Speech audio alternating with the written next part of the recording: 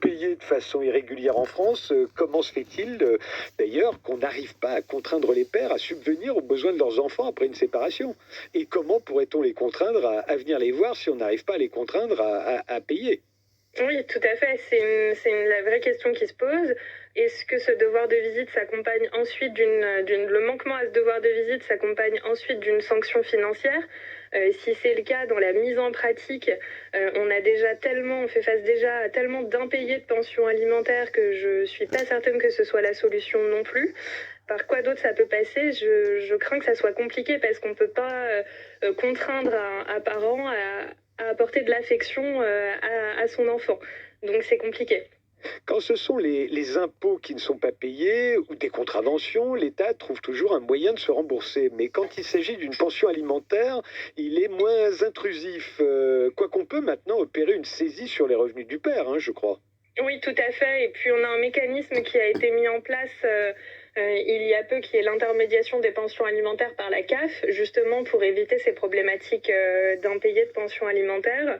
Maintenant, la pratique nous montre aujourd'hui que ça permet pas de régler tous les soucis et que quand on a un parent qui disparaît un peu dans la nature et qui n'a pas de source de revenus ou des sources de revenus pas déclarées, et ben à nouveau les méthodes de droit et les voies de droit sont difficiles à mettre en place pour obtenir ces paiements-là. Alors, on n'arrive pas à contraindre les pères défaillants à verser l'argent qu'ils doivent à leur famille, mais on pense qu'on peut les contraindre à voir leurs enfants.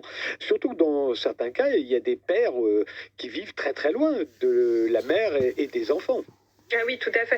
Quand on est sur des familles comme ça, avec un éloignement géographique important, souvent ce qui est mis en place par les juridictions, c'est dans ce cas-là des droits de visite et d'hébergement qui s'exercent un peu plus longtemps pendant les périodes de vacances scolaires pour rattraper les périodes scolaires où on ne peut pas avoir le classique un week-end sur deux.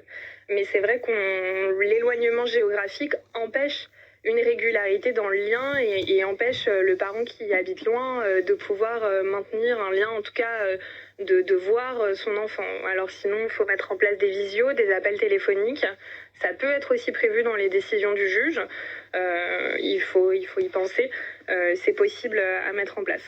Les familles monoparentales sont 1,7 million en France. Dans 85% des cas, c'est la mère qui en a la charge.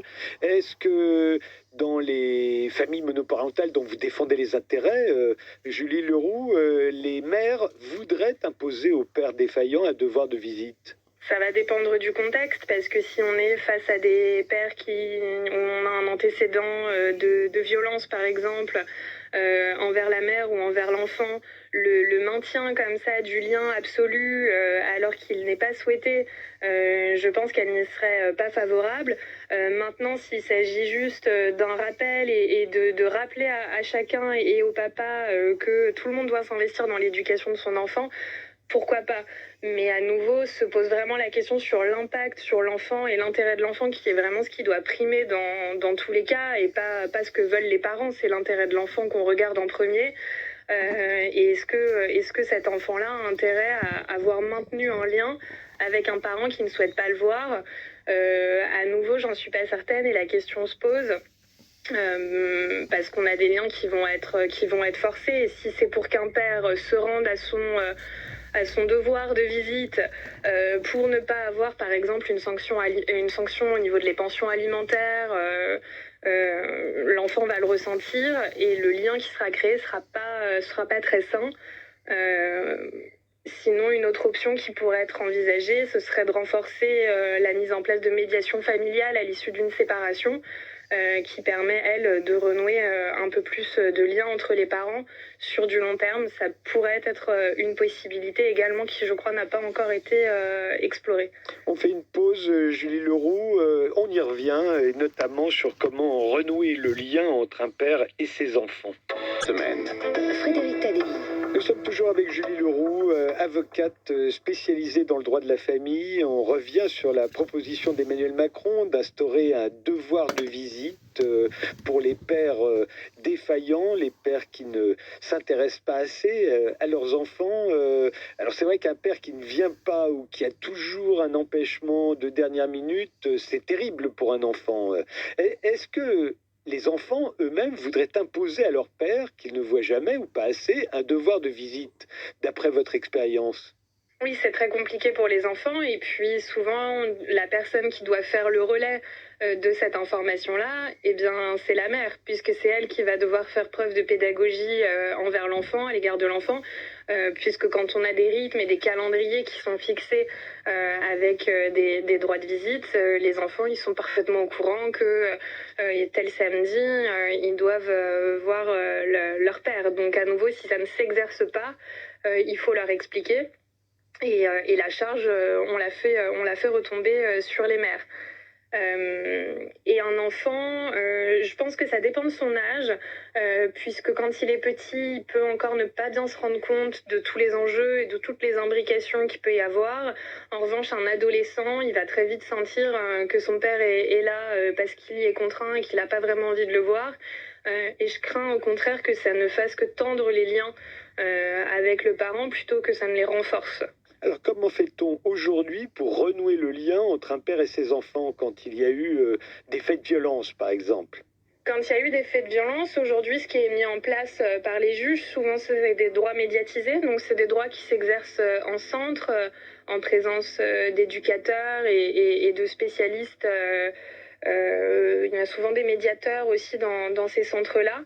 Et la présence de tiers permet déjà à l'enfant de se sentir en sécurité, puisque s'il y a la moindre difficulté, il sait qu'il y a des gens qui sont présents autour de lui et qui supervisent les échanges. Et ça permet à l'autre parent de pouvoir aussi compter sur l'appui de professionnels pour renouer et s'il y a une maladresse, s'il y a un propos qui est tenu à un moment donné qui n'aurait pas dû être tenu, on a une intervention de ces professionnels-là qui permettent voilà, de cadrer les échanges et de faire en sorte que ça se passe bien. Alors, ce serait la même chose avec un père qui n'aurait jamais été violent, lui, mais qu'on n'aurait pas vu depuis des années et qui serait soumis tout à coup à un devoir de visite? Tout à fait, on peut l'imaginer parce qu'à nouveau, ce que le juge regardera, c'est l'intérêt de l'enfant. Et si on est face à un père qui est absent et un enfant qui n'a eu aucune relation avec ce parent depuis de nombreuses années, le revoir tout d'un coup dans un milieu classique, à domicile, ça peut être très perturbant pour l'enfant, alors qu'une solution comme celle-ci, entourée de professionnels, à nouveau, ça permet un sentiment de sécurité d'un côté et de l'autre. Donc ça pourrait être envisageable. La difficulté à laquelle on se confronterait, c'est que ces centres-là sont déjà très surchargés, ils ont déjà beaucoup de travail. Donc si on leur ajoute au calendrier les pères, l'ensemble des pères défaillants, ça va être compliqué pour eux. Il faudrait ouvrir des centres en grand nombre, engager pléthore d'éducateurs spécialisés. Je doute que le gouvernement poursuive longtemps dans cette voie, hein. L'air du temps, c'est plutôt aux économies. Alors la loi prévoit déjà qu'un juge peut retirer l'autorité parentale en cas de violence, mais aussi si l'un des parents refuse de s'investir dans la vie de l'enfant.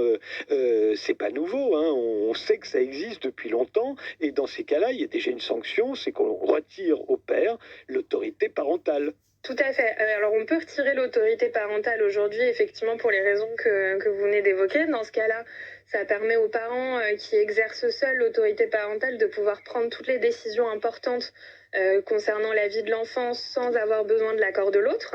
Donc c'est utile pour les formalités administratives, les inscriptions aux écoles, etc. Maintenant, c'est pas parce qu'un parent est privé de son autorité parentale qu'il est privé aussi de son droit de visite. On a des parents qui n'ont pas la capacité d'exercer l'autorité parentale pour, par exemple, des raisons de santé, etc., mais qui pour autant maintiennent un droit de visite à l'égard des enfants. Donc la contrainte, c'est bien joli, mais si on instaurait un devoir de visite, les seules contraintes supplémentaires qu'il serait possible d'exercer envers le parent défaillant, qui est déjà privé de son autorité parentale, hein, ce serait la contrainte financière, mais il ne paye déjà pas sa pension alimentaire, ou alors une peine de prison, mais il pourrait encore moins rendre visite à ses enfants, ou bien l'amener entre deux gendarmes, mais on n'est pas certain que ce soit bon pour le développement affectif et éducatif de l'enfant. Exactement, c'est parfaitement résumé. Oui, donc la proposition d'Emmanuel Macron, on se demande où est-ce que ça peut nous mener. Exactement, on se demande d'où est-ce que ça peut nous mener. Et puis à nouveau, un devoir de visite sur le papier, à nouveau, pourquoi pas. J'entends qu'il y ait ce besoin aujourd'hui de renforcer la participation des pères dans leur devoir éducatif à l'égard des enfants. Maintenant, est-ce que c'est quelque chose qu'on peut contraindre? Est-ce qu'on peut contraindre un parent à de l'affection et à de l'investissement envers son enfant? Je crains que ce ne soit pas possible. Mais est-ce que Emmanuel Macron ne parle pas de ce sujet tout simplement parce qu'on a constaté depuis un certain nombre d'années qu'il y a une recrudescence de la délinquance juvénile et une façon supplémentaire d'en rendre responsables les parents défaillants? Oui, c'est possible. Effectivement, après, ça supposerait de penser que l'autorité est moins exercée à l'égard des enfants quand on a un parent qui est défaillant. Je crois qu'il y a quelques études qui montrent que dans les familles monoparentales, au contraire, on a des parents qui sont plus stricts et plus sévères à l'égard de leurs enfants. Est-ce que vraiment c'est la solution face à la délinquance juvénile? À nouveau, la question peut se poser et est ouverte, mais... Et enfin, Gilles Leroux, quand Emmanuel Macron dit qu'un enfant qui ne voit jamais son père, c'est un enfant qui se sent abandonné, un enfant dont le développement affectif et éducatif n'est pas le même, certains ont souligné qu'il semblait donner raison à celles et ceux qui s'opposent à la PMA sans père ou à l'homoparentalité sous prétexte qu'un enfant, ça a besoin d'un papa et d'une maman. Non, je crois que le débat est un petit peu plus compliqué que ça, parce que quand on est face à des parents qui sont défaillants, comme c'est le cas avec ce qu'il évoque pour un devoir de visite des pères, on est face à des enfants qui ont un passif qui est compliqué, parce que ça veut dire qu'ils ont déjà dû faire face à la séparation de leurs parents. Si on se retrouve dans un cas où on en est à penser qu'on doit imposer un devoir de visite à un parent défaillant, ça veut dire que l'enfant non seulement a vécu la séparation, ce qui peut être vécu de manière très douloureuse selon qu'elle se passe plus ou moins bien entre ses parents. Donc déjà, on a un premier un peu choc émotionnel qui est vécu par l'enfant. Le deuxième, c'est de se sentir rejeté par un parent qui finalement ne maintient plus de lien à l'issue de la séparation.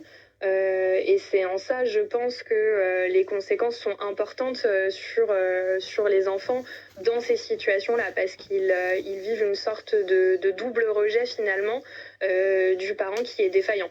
Merci Julie Leroux. Je rappelle que vous êtes avocate spécialisée dans le droit de la famille. Merci Frédéric Tadei. Et nous